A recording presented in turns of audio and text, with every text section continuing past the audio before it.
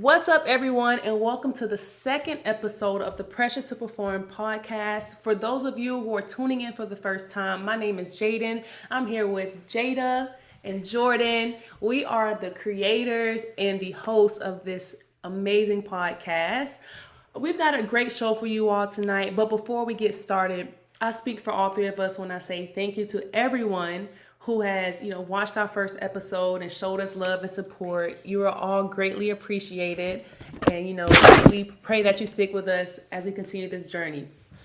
So today, we're diving into team culture. What does that look like? What makes a team click, what makes them thrive, and what makes a team win. And so our guest, we have someone who knows that firsthand. He comes from a background where success and a strong team chemistry go hand in hand. He is family from my sister and I, literally family. Jada and I grew up with him. He's been there for us since the beginning. And so I'm excited to share more about him, and I'm about to go ahead and read his accolades off. So bear with me, it is a lot, but I'm just going to try to get to it, okay? All right. So let me get it started. Okay, our guest was ranked the number 15th high school recruit in Georgia by SportsCenter Next back in 2015. Over the last 5 years, he's made a name for himself professionally from the NBA to the NBA G League. He recently wrapped up the season in Canada. He also played in France as well.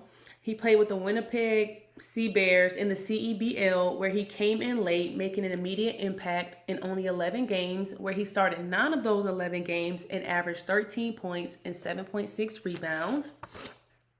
But let's not forget his college run at the University of Cincinnati, where he made a name for himself. At UC, Trey started off redshirting his first year, then grew from a role player into a key asset to the team's success. By his junior year, he started all 35 games, putting up 9.3 points, 6.9 rebounds, and 1.5 assists. By his final season, he started in all 30 games, averaging 11.4 points, 10.5 rebounds, and 33.8 minutes. He was ranked among the league's leaders in the AAC conference. In rebounds, he was ranked number 1 overall with 11.6 rebounds, and he was ranked first in defensive rebounding. He became the first UC player since Dwight Jordan to average a double-double for a season. He recorded 13 double-doubles, the most by a Bearcat since Gary Clark. He tallied 22 points and a career-high 21 rebounds, making the first 20-point, 20-rebound performance by a Bearcat since Kenyon Martin. He played in 108 wins, ranking the second most in school history behind Steve Logan. Now, he wasn't just producing, he was also being recognized for his amazing, ball playing. Trey was named the AAC's, He was named the AAC's Defensive Player of the Year. He was the AAC's Most Improved Player. He was also he received the conference's Sportsmanship Award, and he also was a Senior Class Award candidate. He was ranked among the nation's leaders in defensive rebounds, coming in at 8th. He came in 15th in rebounds a game. He was 24th in total rebounds and 33rd in ranked 33rd with double doubles. And not only that, he was on the Dean's List and the Bearcats honor roll. So he was also a nerd. He was a nerd. But yes, that just sums up his career so far. He's still playing. With that being said, to you, most of y'all know him as Mr. Double Double, but to me and Jada, he's just Big Bro. And so all of us would like to welcome our brother, Trayvon Trey Scott, to the second episode of Pressure to Perform podcast.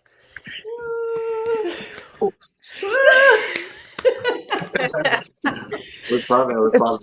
Very much. Thank you so much for joining us. You finally did something nice for your sisters. That's crazy, but I appreciate y'all for having me, I'm happy to be here right now. Yes, of course. So, Trey, how does it feel hearing, all your accolades? Really, how do you feel? Honestly, when you read it out like that, I didn't know how much it was kind of quite, it was a lot in a sense. So it's just a blessing, man. It's a blessing, and honestly, just knowing that I put in the work, and it paid off in a sense, you know. So it's Yep. a good feeling. It's a good feeling. That's good. That's good. When I was reading, I was like, dang. Okay, Trey. I'm sitting over there like, Like when I get he done, might be let's good. go. He a little good. Come You on, know, man. Hey, that's the big dog right there. no, Come for on. You've real. done Thank it you. all. Thank you. Somebody here who put some respect on something. Jordan, Thank I you. Right, guess. right. I Thank you. guess. That's Mr. Double Double.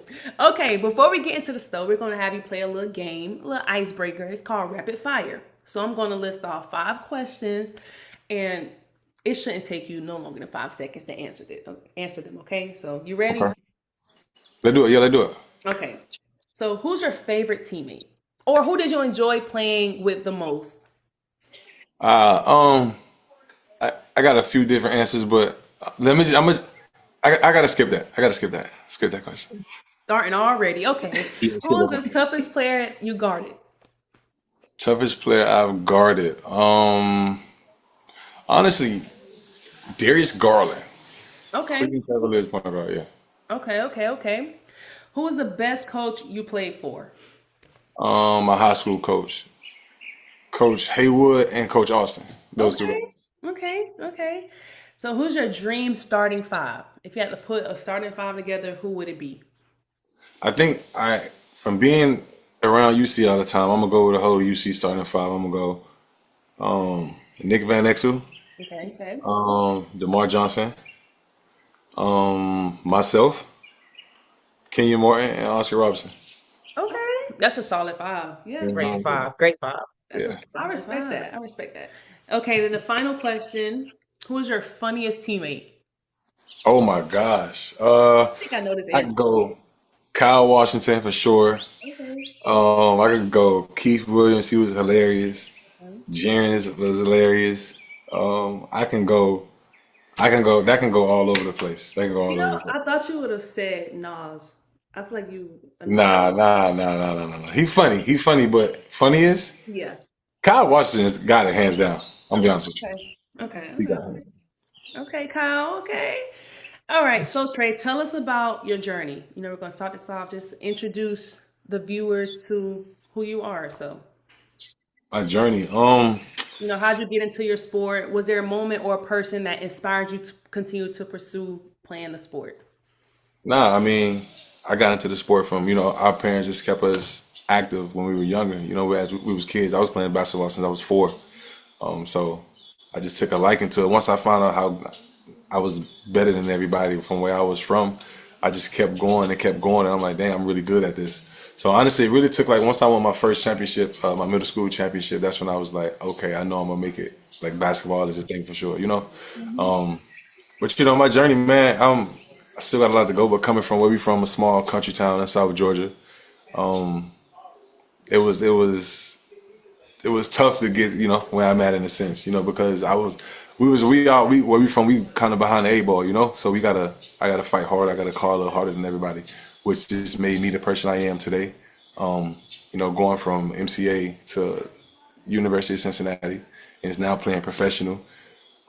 Being from where I'm from, being from where we're from, just made me have to fight harder and outwork everybody else. So I'm blessed for coming up that way because I know nothing was given to me, nothing came easy. You know what I'm saying?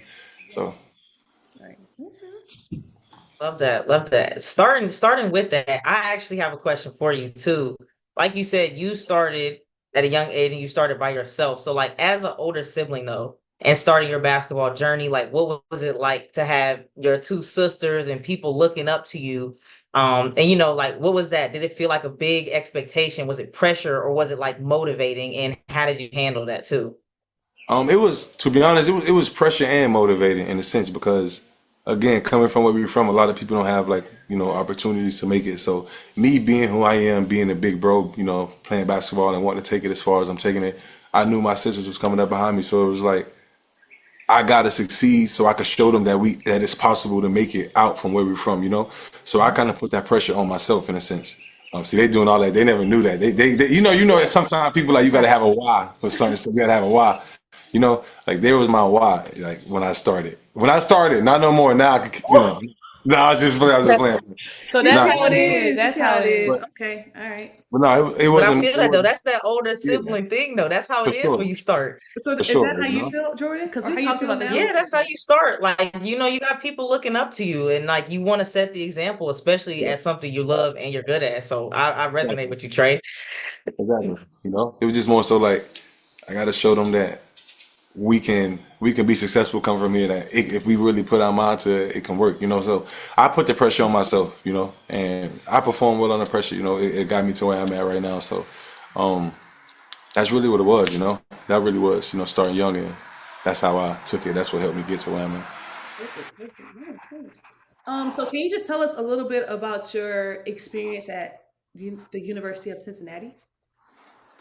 My experience was amazing. It started out kind of slow though. I'm gonna be honest. It started off slow. Like I said, I redshirted my first year.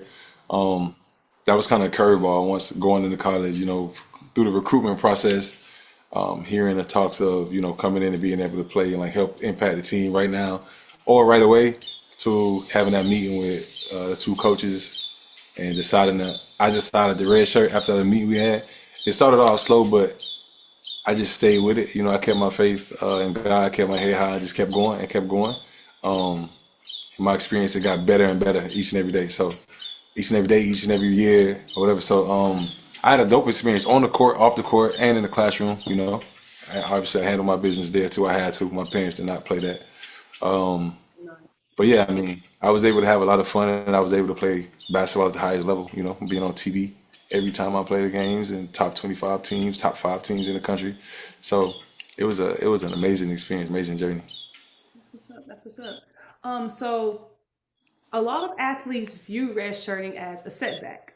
Mhm. So you already mentioned like your initial reaction when you were told or when you decided to actually redshirt. But thinking about your experience, do you think that redshirting offers more benefits than people realize? 100%, 100%, because it's not.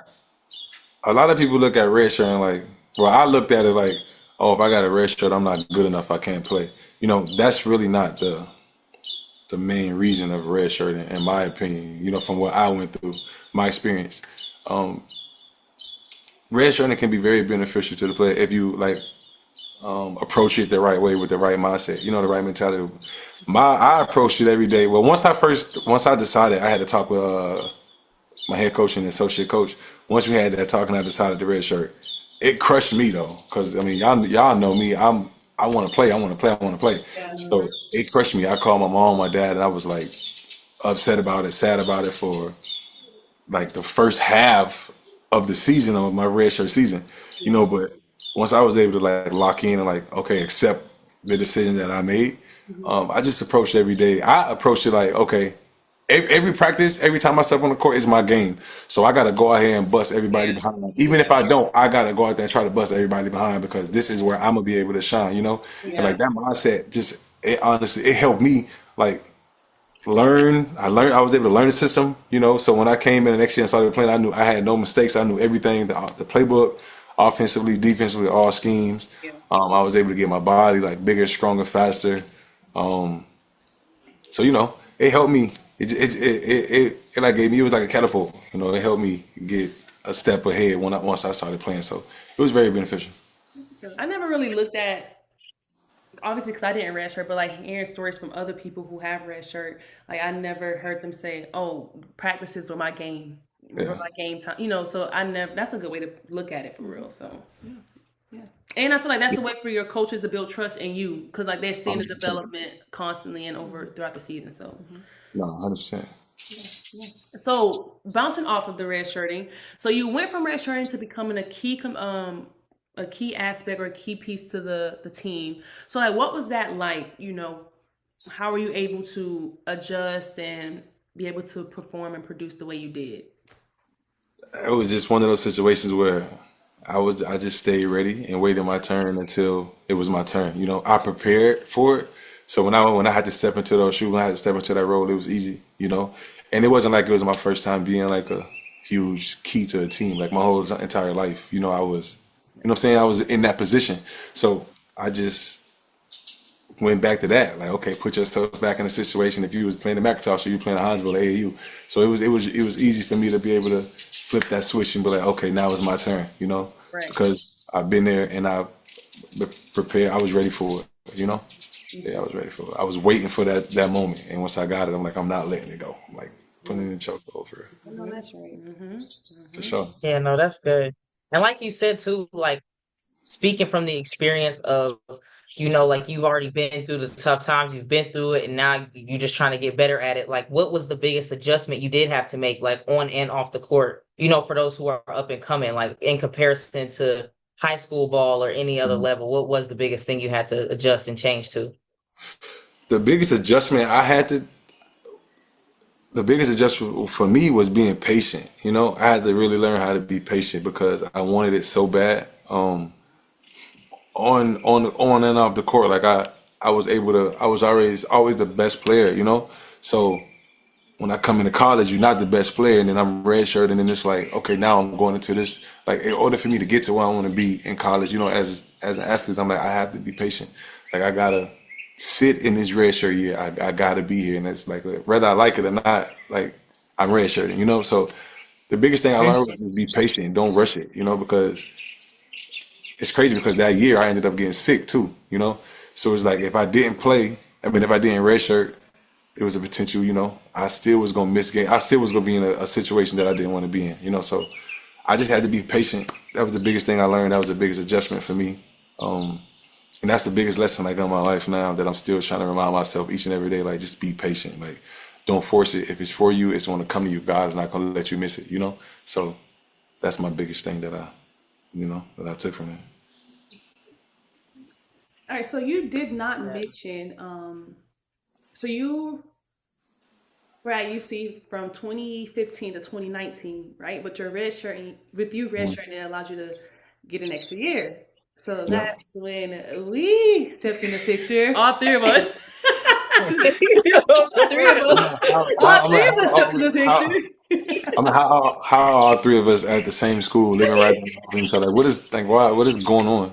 Exactly. That was not the plans, y'all. Just to let you all know. So yeah, we did not want to. We did not want to go to Cincinnati at all. We wanted that to be trade school. He already made a name for himself, so it was like that's trade school. But culture change happened. We got recruited, and that's how we ended up there.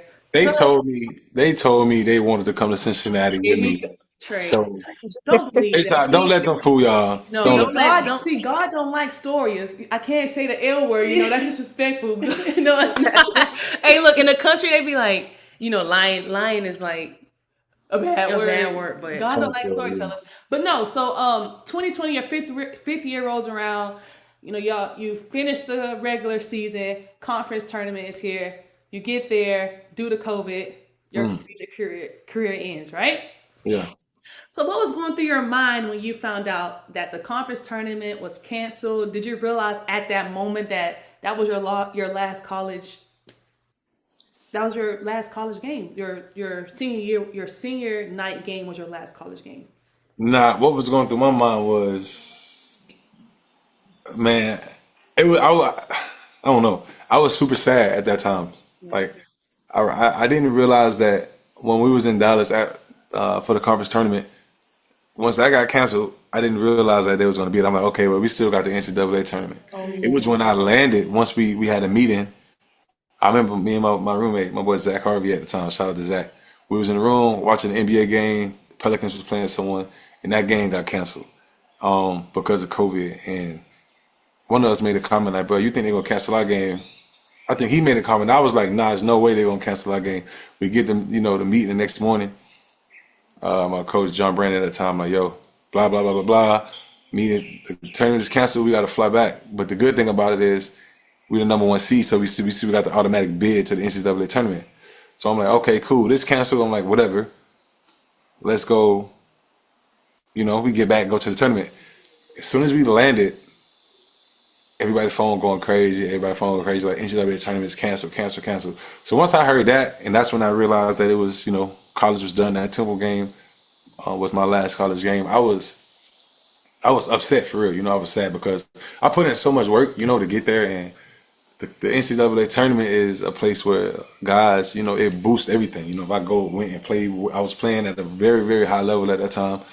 I'm like, if I go and do the same thing as a potential, I'm gonna get drafted, or my outcome gonna be different. And just for the team, also, like we was playing like our best basketball at that time. We really believed that we was gonna make a deep run, where we were gonna make a real deep run in the tournament that year.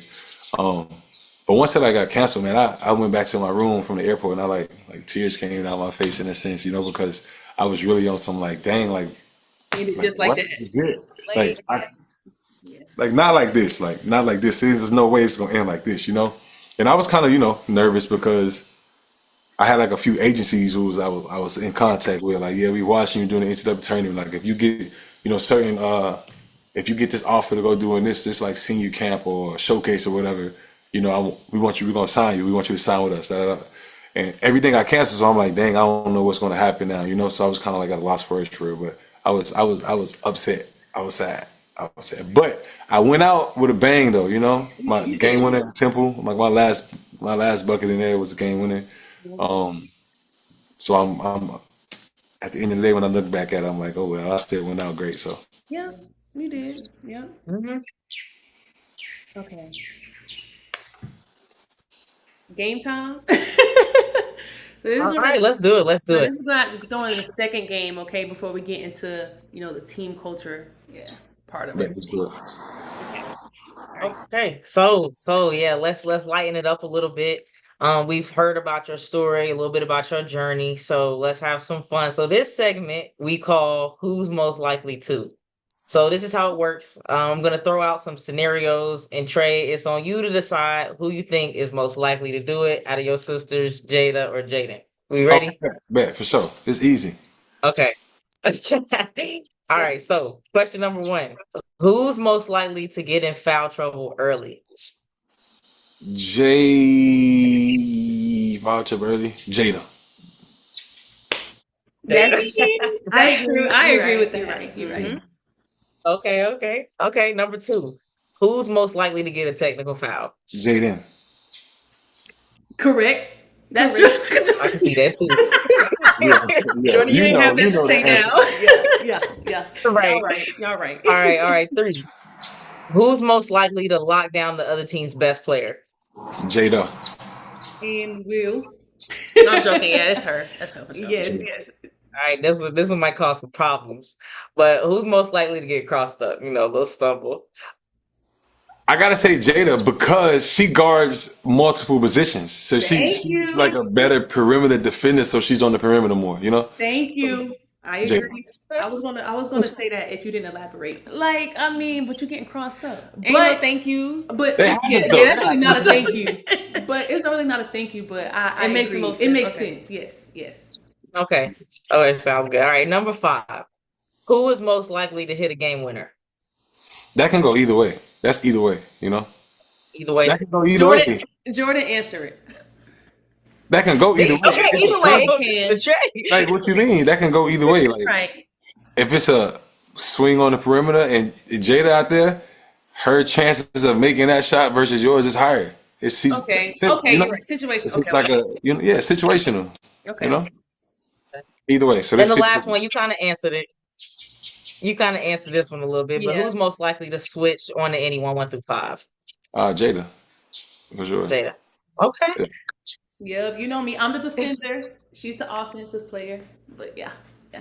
You did good, Trey. That was like 5 for 5, a solid 5 for 5. Come You on, I did know that. y'all, man. I know y'all, man. I know y'all. Come on. Okay, you did that. You did that. Okay, so really quick, now we're going to shift back into the team culture aspect of things. So I have my questions I'm going to ask you. All right, so let's go back into that UC culture a bit. So back when you played, Cincinnati was known for being gritty. Y'all were some dogs, nasty natty. Y'all had back-to-back 30-win seasons. Yeah. I think I went 30-6 one year and then 31-5, something like that. Yeah. I mean, Cronin had that team. Yeah. Y'all own it for real. Okay, so what was it like being part of that? What did the leadership look like from Coach Cronin down to the team captains, and what was like? Was there pressure from you all to kind of maintain that level of team culture that was already established? Because y'all didn't lose it. The leadership. Well, it all started with Cronin. You know, he was this fiery little short, whatever. He was just this little firecracker on the sideline who, you know, in games and practice, he was super intense. He wanted it so much. Like as crazy as people may think or say about Mick Cronin, that from his, you know, his coaching style, he always want to win. Yeah. He used to go around the gym all the time. Like I can't want this more than y'all. Like he's like, listen, I want, and not just for me, but I want it for y'all too. I always say this little thing like, listen, I'm already rich. Like I'm already good. I'm rich. Like I want to win, so it's to help y'all win. You know what I'm saying? So his leadership on just, you know what I'm saying, just keeping it real with the players and the coaches and put things in, you know, different perspective from a winner. That just bled into everybody. You know, it bled into the coach, the assistant coaches. It's bled into like the older guys on the team, and they was able to like just pour it into everybody. You know, so Coach Cronin, Cronin really he led that ship in, you know, ways way more than just, you know, coaching and yelling and cursing and stuff like that or whatever. Yeah. Yeah. Yeah, Okay. So you would say like having a good team culture starts from the head, obviously, and then it 100%. goes down to like the team captains or team leaders. You know, how was that 100%. displayed for you? Like as far as from like being led by Gary and the seniors that you had, Troy Copain. Yeah. How did they continue? Like as a player, how did they continue to keep that team culture up? Like I feel like they got more Um, pride. I don't know. because they were just guys who wanted to win. Like it's Okay. easier when you were, you know, your team leaders, when you get labeled like the leader of the team or captain of the team, and you were people who want to win. You know, Yeah. like the two names you just named, like they're successful players at UC. You know, their name hold weight around UC to this day. Also, um, they wanted to win. You know, and they performed. You look at their games, like they play like it. So me, being a younger guy at that time, I was able to just sit back, especially, you know, and I redshirted. So early on, I was able to sit back and just watch how they lead and watch how they, you know, interact with things. So I was able to like take small things from each one of their game and like, you know, add it to mine from a leader standpoint. You know, um, they always, you know, made sure we did things together as a team, like outside of basketball. You know, we always kicking this. You know, being a leader, you got to be able to, you know, keep everybody in order. You know, so we was a super close team. So, you know, we all did things together. So, leading on the court also is important. You know, to keep us together off the court also. You know, so I was just able to sit back and learn from them. You know, and like steal certain things from their games and apply it to mine when I was the leader of my team. That's good. That's good. Okay. Next question. I love that. I got one for you. So, like you said, especially as like the leader of your team, it's not always about just winning with sports. It's Mhm. also about how you carry yourself. So, like, what were those little things that y'all did at UC to build that standard and that maybe even you kind of initiated as the leader and the captain of you guys' team? Um, like I said, we did a lot of what, like just being around each other. You know, that was number one. Like everybody liked each other. You know, so that made it easier. Um, we did a lot of like open runs, like in the summer. Like we were open gym in the summer. Like we set a standard from like early. Like we was getting at it early, getting to it early. I think honestly, just being around everybody that's having good energy, you know, just being around each other like day in day out, and just continue to build that chemistry, that bond with the guys. Because like when we came in, you know, when each year the younger guys came in, everybody it made us feel very welcome. It was like it wasn't no, you freshman, you this, like, oh, you cool or whatever. But the older guys, they involved us in every single thing. Like, and you know, it don't matter what it was. If we was going out somewhere, if we was going to get food somewhere, you know, the open gym runs or staying over doing this, doing whatever it was. It was like, you know, damn, everybody, come on, yeah, you part of the family, you know. So it was just a lot of just random stuff that we all did together that helped, you know, build that culture and keep it going. Okay, so Trey, my last question for you, because I gotta be real, okay? So watching you see now, it don't feel the same. We've been watching since you got there, and it was different. Not just at UC, but I'm also seeing this, across the nation on different teams. But it feels like the culture has shifted in a sense. Like some players today seem happy just putting that jersey on. They don't really know the weight that the Yeah. name across that chest carries for real. So, with that being said, do you feel that too? Like, can you, as a standout player at UC, playing with the players you played with, knowing the pride that y'all carried wearing that jersey, do you feel that shift as well? And do you see it across other programs? Yeah. I mean, you can see it. You know, it's different. I think the shift is because it's like a whole different coaching staff. It's just a totally different era of basketball. You know, college basketball right now. Um, but yeah, you can see it's just a different era, different coaches, different players they're recruiting there. You know, I just came. It was different, so it is kind of like a shift. You know, we most definitely was very proud to put on that jersey. Like we had a lot of alumni who would come back and like tell us like, yo, listen, y'all when you put Cincinnati on, like look around, like this one of the top 10 programs, college basketball programs, like ever or whatever. So it was kind of, we had to because not just Mick Cronin in the city, but we had the guys who were successful before us Yeah. come back and like, make us know that too. So yeah.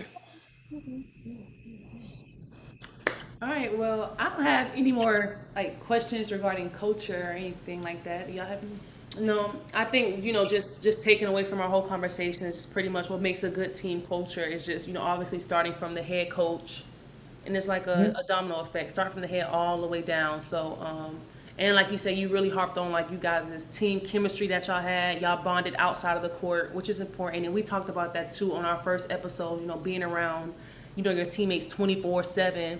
You got to be able to have that relationship and build that culture as well. So, or that chemistry. I'm sorry. And it's not like you have to like everyone on the team, but at the same time, I feel like there is a boundary. Once you step in between those four lines, whatever is going on outside of the court, that Oh is, man, you know what I'm yeah, It's saying? done. Forget It's about that. over. it don't matter. Exactly. So, yeah, for sure. I really enjoyed having you on the show. We all enjoy having you on the show. But before you go, I do have one question. I just want to know what advice would you give to younger players coming up who have dream and aspirations of playing college basketball, and even going a step further and playing professionally? Um, Advice.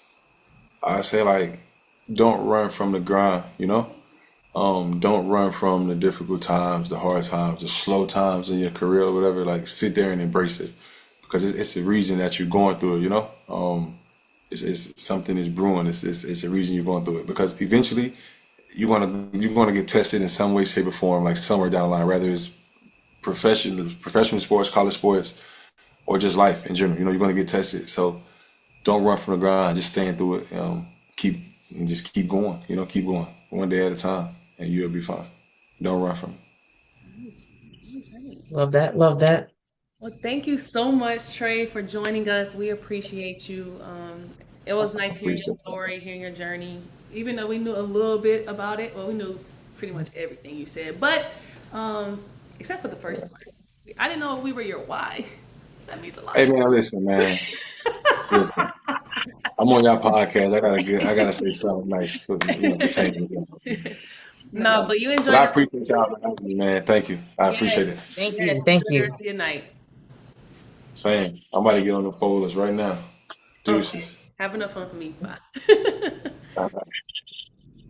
All right. So, again, thank you guys for watching our second episode on team culture. Today, we talked all about team culture, how it impacts performance both on and off the court. So, we want to hear from you. What does team culture look and feel like to you guys? Drop your thoughts in the comments below and let's keep that conversation going. Yes. So with that being said, we want to thank you all for tuning in to our second episode of Pressure to Perform. Thank you. We got so much more in store for you all, and we would just love for you, just like my sister said earlier, to continue to follow us and to continue to tune in. So just making sure that, or just know that our episodes will be dropping bi-weekly now. Bi-weekly, right? So, we're going to get this content out for y'all. These great conversations. So, just be sure to follow us on all of our social media platforms and also subscribe to our YouTube channel. Yes. All right. All right, y'all. Thank y'all so much. And Thank you. Thank you. number 2 in the books. Number 2 in the books.